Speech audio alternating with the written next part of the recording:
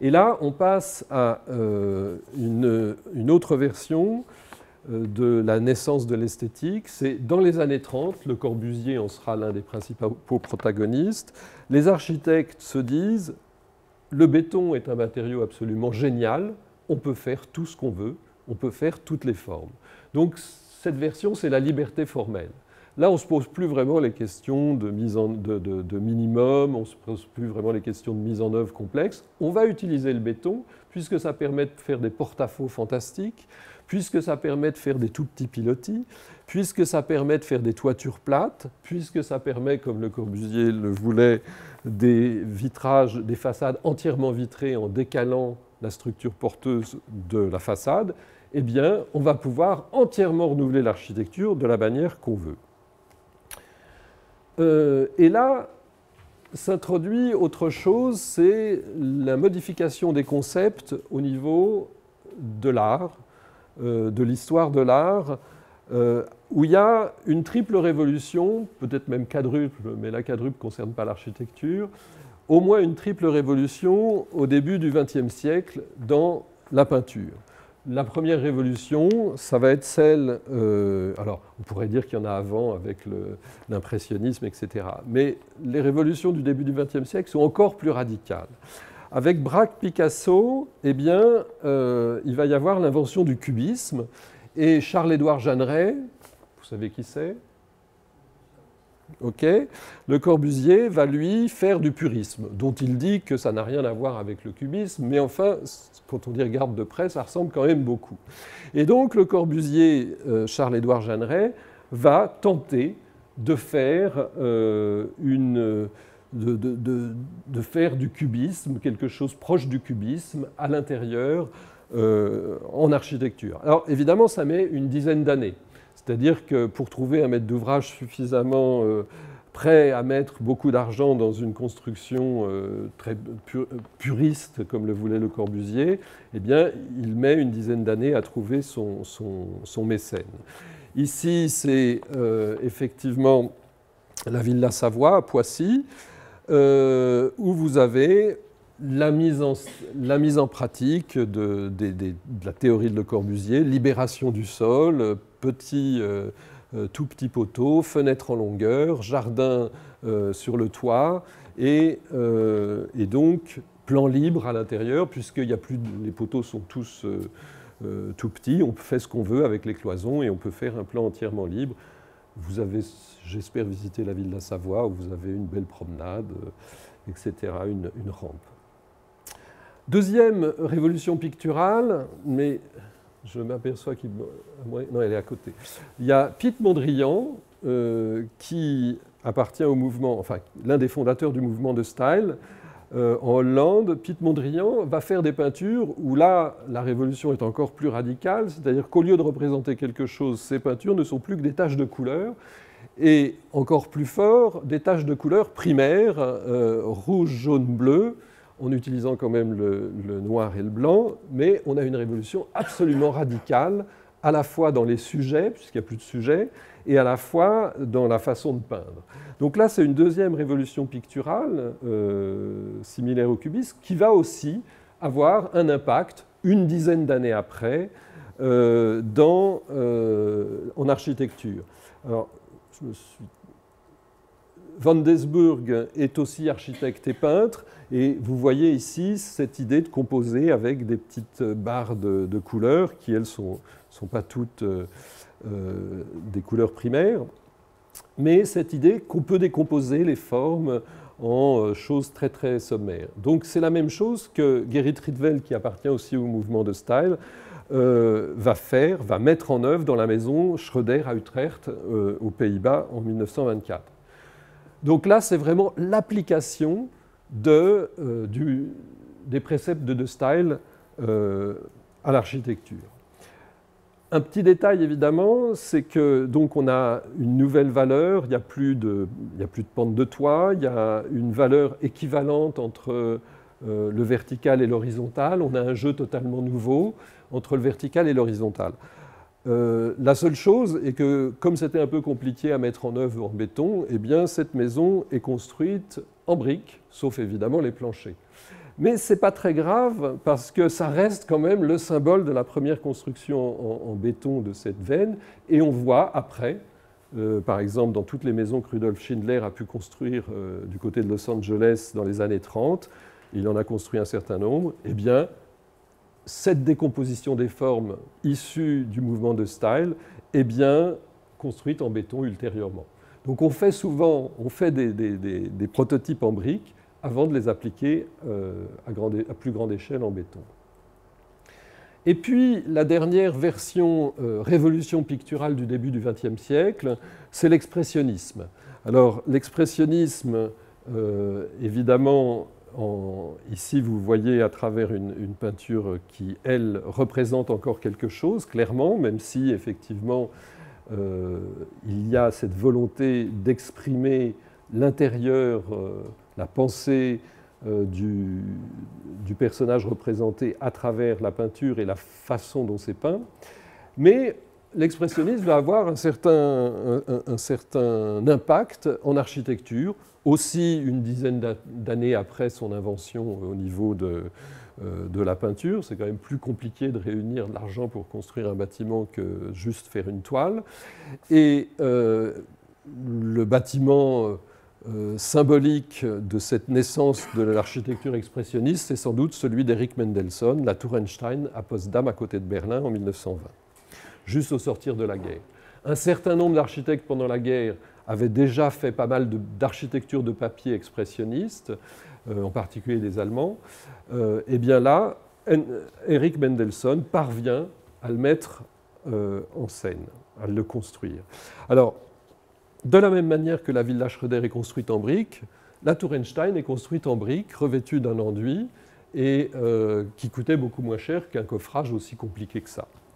Néanmoins, c'est le premier, et après, les autres bâtiments, eux, seront bel et bien en béton. Les autres bâtiments de cette veine seront en béton, comme le Goetheanum II à Dornach, de Rudolf Steiner, où vous voyez la trace des coffrages pour cette architecture très minérale, avec non plus des toitures plates, mais des toitures complexes, qui sont toutes de référence minérale. Donc là, on est vraiment dans une architecture du béton.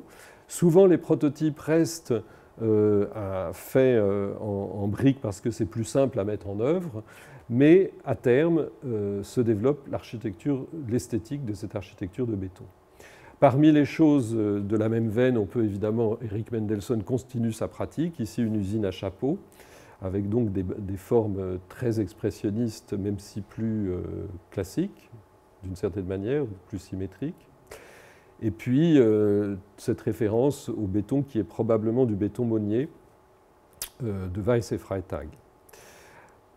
Parmi les bijoux de cette veine, vous avez Elio Saarinen, fils d'Eero Saarinen, qui était un grand architecte finlandais.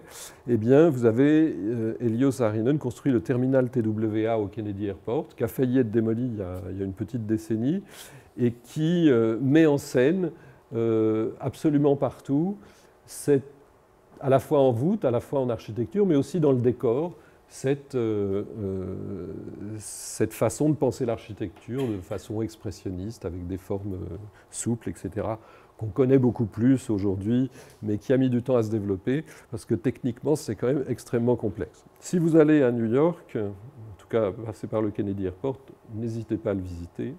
C'est très beau. Après, Oscar Niemeyer aussi fait ce genre de choses. Et je vous disais, Oscar Niemeyer ne se pose pas forcément la question de la manière dont ces traits de crayon seront ensuite difficiles ou faciles à mettre en œuvre. C'est ces traits de crayon qui sont mis en place. Et donc une architecture extrêmement souple.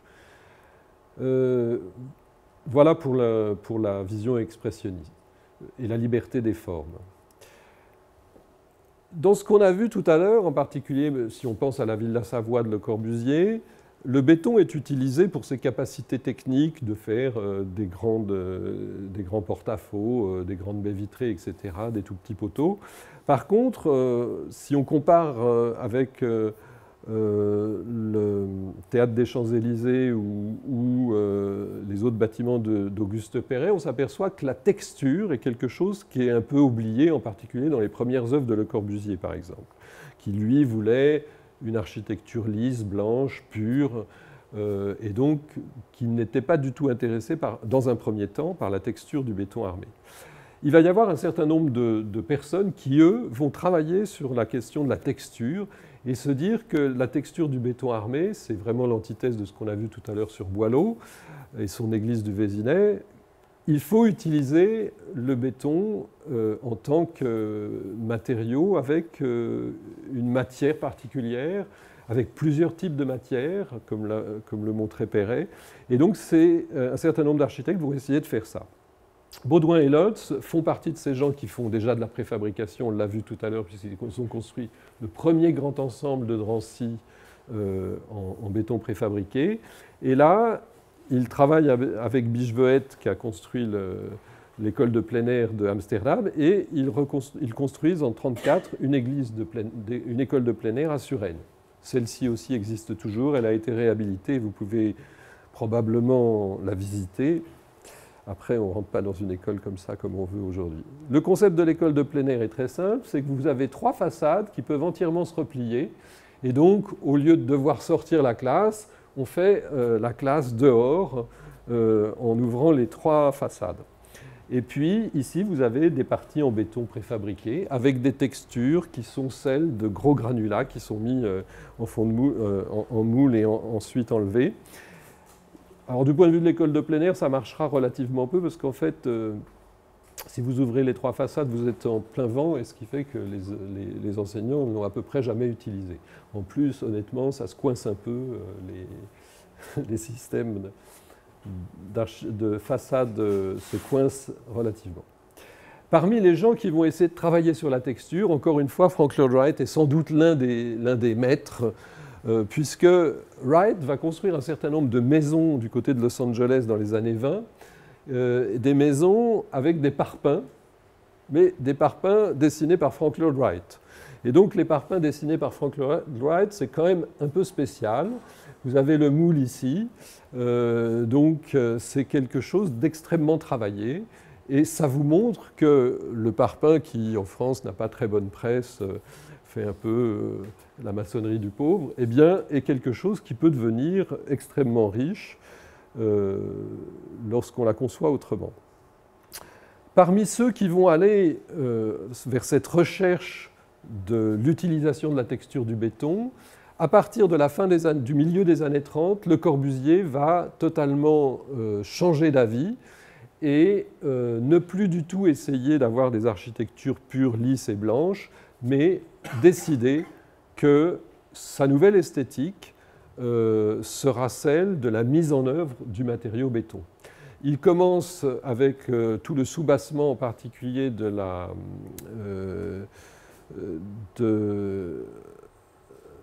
la résidence universitaire suisse à Paris. Et puis, après la guerre, en particulier avec son premier bâtiment construit après-guerre, qui est l'unité d'habitation de Marseille, il va mettre en scène la mise en œuvre du matériau. C'est-à-dire que la texture, c'est la mise en œuvre du matériau avec toutes ses salissures. Et l'agence Le Corbusier ne confie pas le dessin des coffrages à l'entreprise, c'est elle-même qui le réalise de façon à ce qu'on puisse programmer toutes les salissures. Alors là, on est dans une version totalement différente de sa première approche. Le béton armé est utilisé dans toute sa plénitude, qui est celle de laisser des traces, des efflorescences.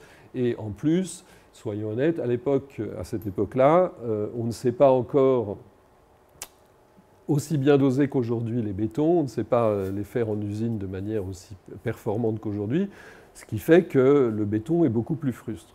Ce qui fait aussi d'ailleurs que certains jeunes architectes qui aujourd'hui voudraient avoir du béton comme Le Corbusier ou Tadao Ando ont du mal à le trouver parce que ça coûte beaucoup plus cher que de faire du béton plus propre aujourd'hui.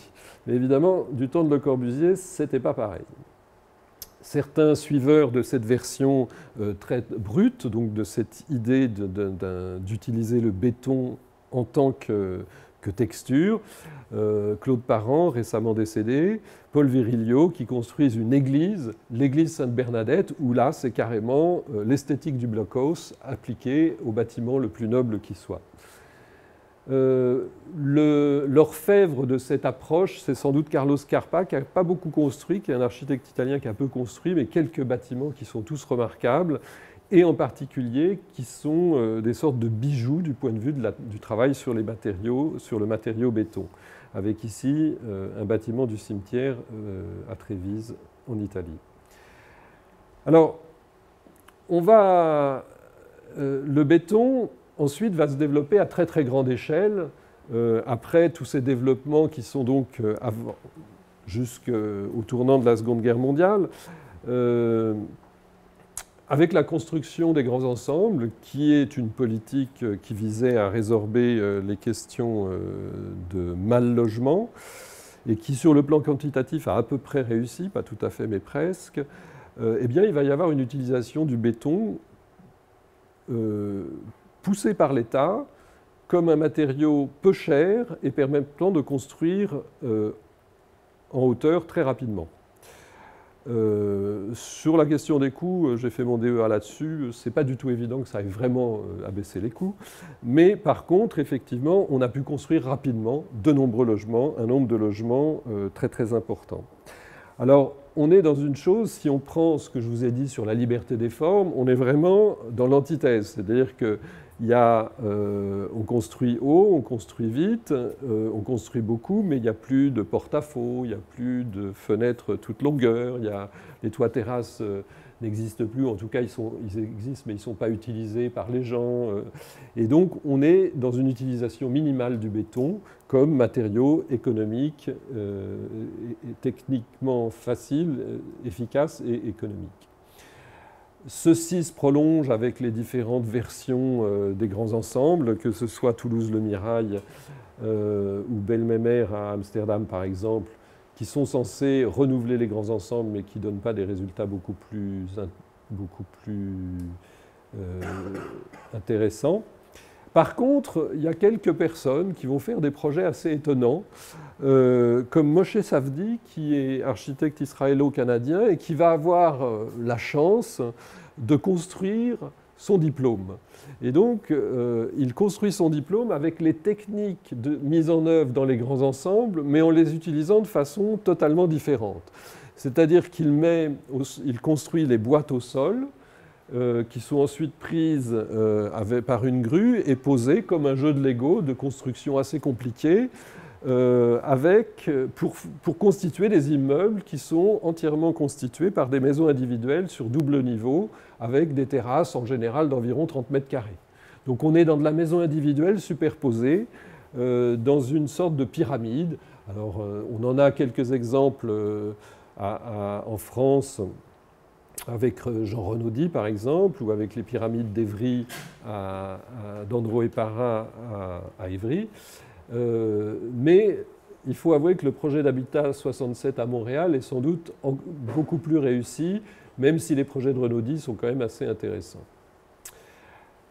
Voilà, ça c'est la parenthèse des grands ensembles, sur lequel, du point de vue technique, le béton est utilisé au minima, sauf lorsqu'on dérive, comme Moshe Safdie, vers des bâtiments beaucoup plus originaux.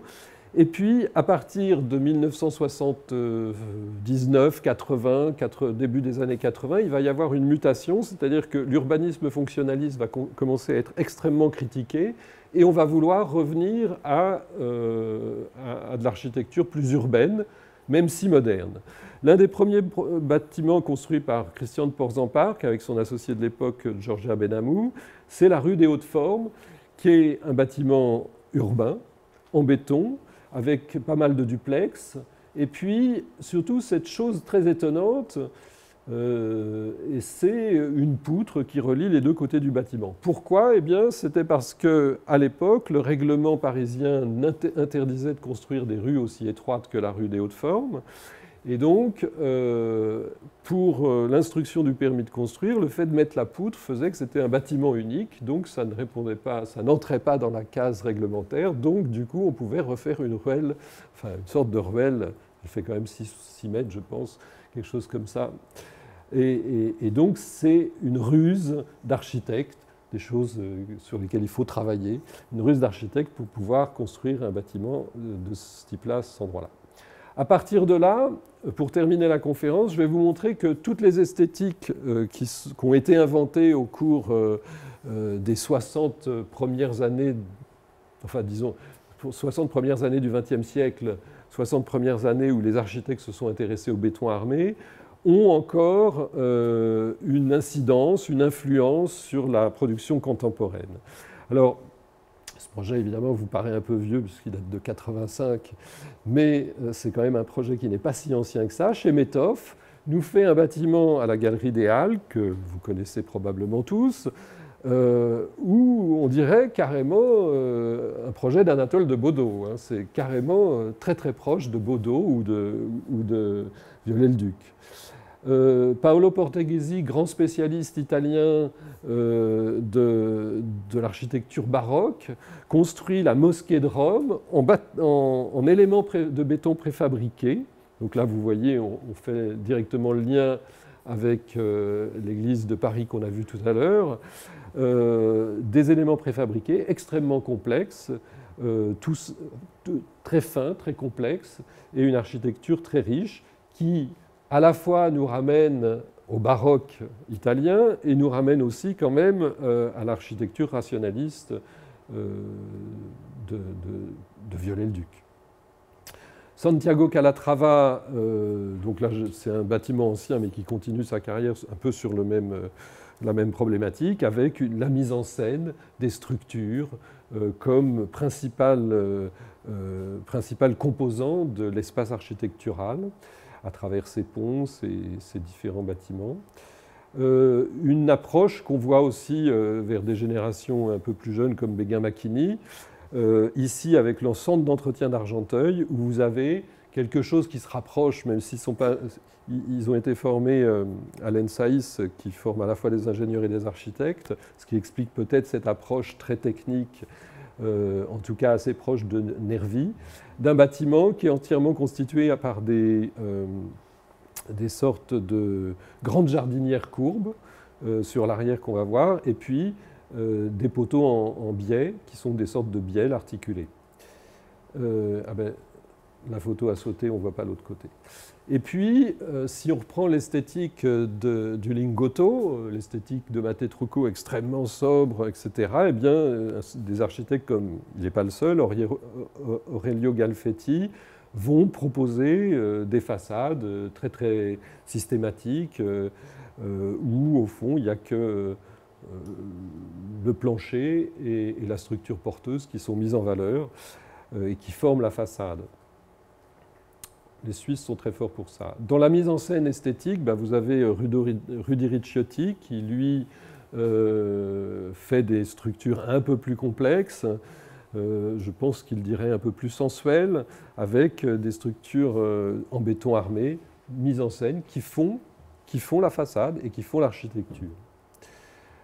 Parmi ceux qui peuvent s'inspirer de l'architecture expressionniste, eh bien, vous avez Henri Gaudin et son fils qui continuent à prolonger cette vision. Ils ne sont pas le seul, et aujourd'hui, il y a un certain nombre d'architectes qu'on pourrait rapprocher d'autres architectes qu'on pourrait rapprocher de cette tendance. Par exemple, du Bucelot aussi, qui vont aussi s'inspirer de Niemeyer, de choses comme ça, enfin, même s'ils sont séparés aujourd'hui.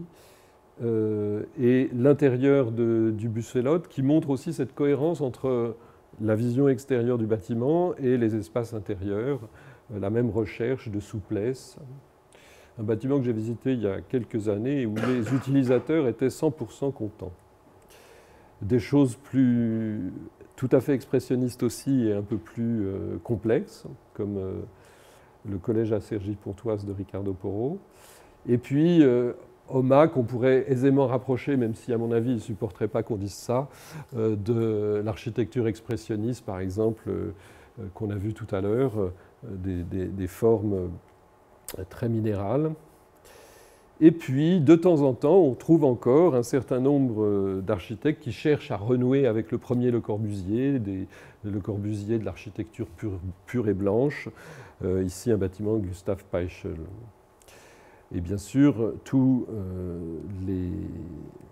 les suiveurs de Henri Siriani qui vont s'approprier en général cette période de Le Corbusier.